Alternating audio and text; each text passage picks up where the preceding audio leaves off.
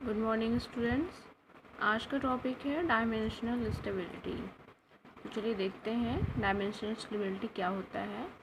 The changes related in fabric dimensions length and width after finishing expressed in the term of percentage is called dimensional stability of fabric. Means जो भी changes आते हैं fabric के dimension में finishing के बाद उसके जो परसेंटेज में चेंजेस आते हैं उस या तो फिर वो लेंथ वाइज हो या तो फिर वो विड्थ वाइज हो, तो वही फैब्रिक की डायमेंशनल स्टेबिलिटी कहलाती है।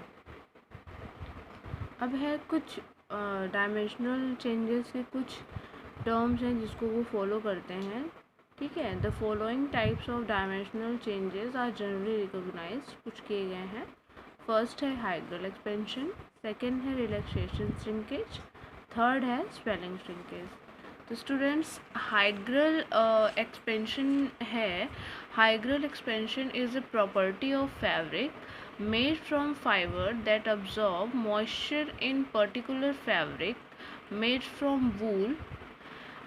It is reversible changes in dimensions which takes place when the moisture regain of the fabric is altered.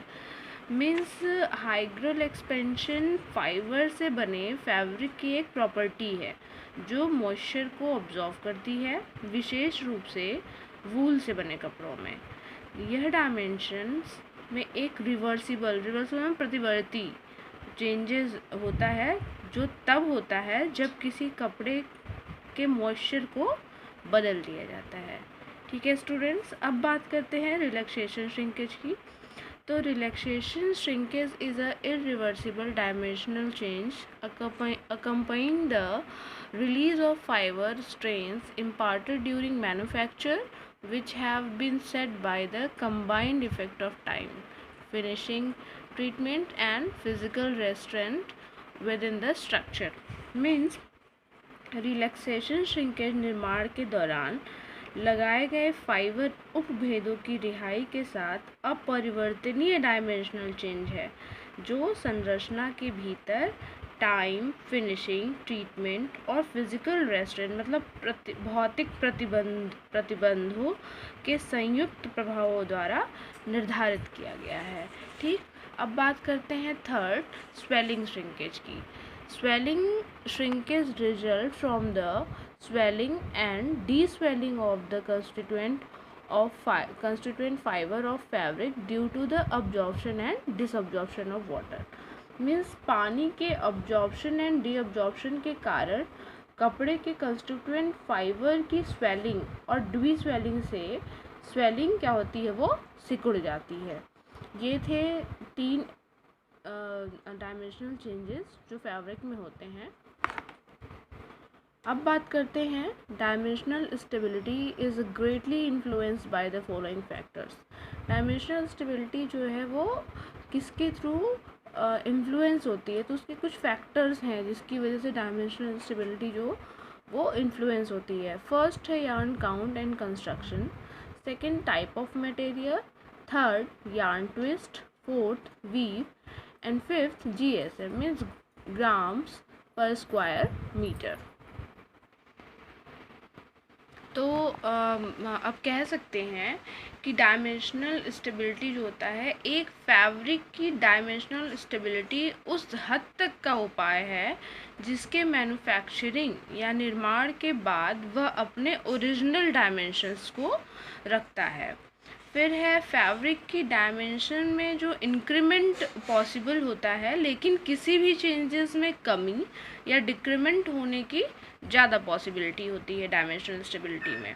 अब जैसे एक एग्जांपल लेते हैं श्रिंकेज और सिकुड़ना। तो श्रिंकेज एक ऐसी प्रॉब्लम होती है जो बहुत ज़्यादा संख्या में कस्टमर की कंप्लेन को राइज करती है। जैसे बहुत ज़्यादा कंप्लेन आती रहती है श्रिंकेज को लेकर के कि मैंने तो कपड़े लिए थे भैया पर वो धुलने पर छोटा हो गया।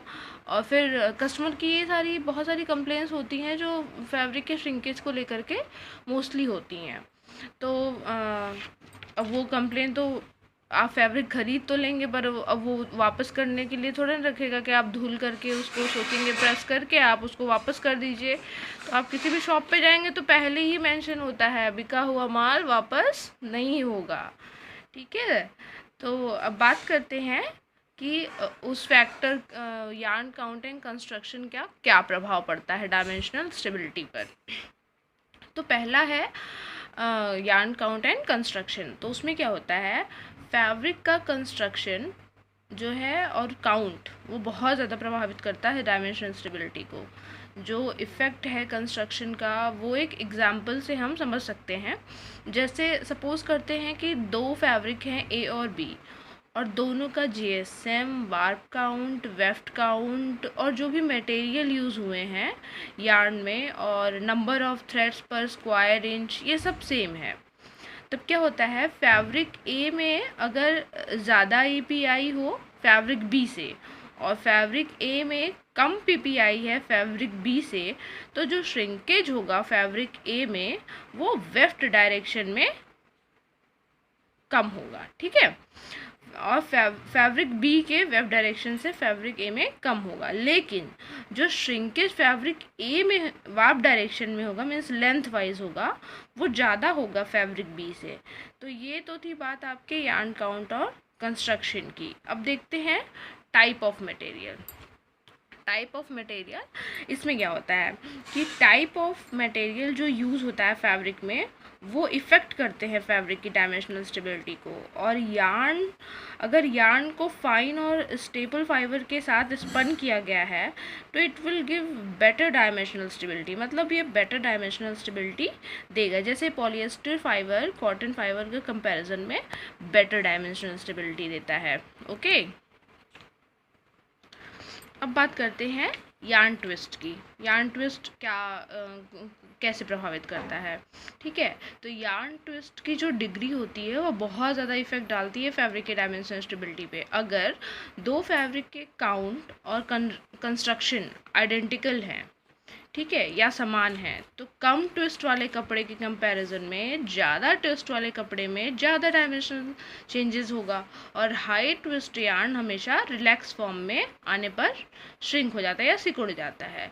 यार्न की ये जो टेंडेंसी होती है फैब्रिक की वो श्रिंक करने में हेल्प करती है फैब्रिक को, ठीक है। अब बात करते हैं हम वीव की कि वीव क्या इफ़ेक्ट डालता है फैब्रिक के डायमेंशनल स्टेबिलिटी पे। तो फैब्रिक की वीव भी बहुत मेजर रोल प्ले करती है डायमेंशनल स्टेबिलिटी में।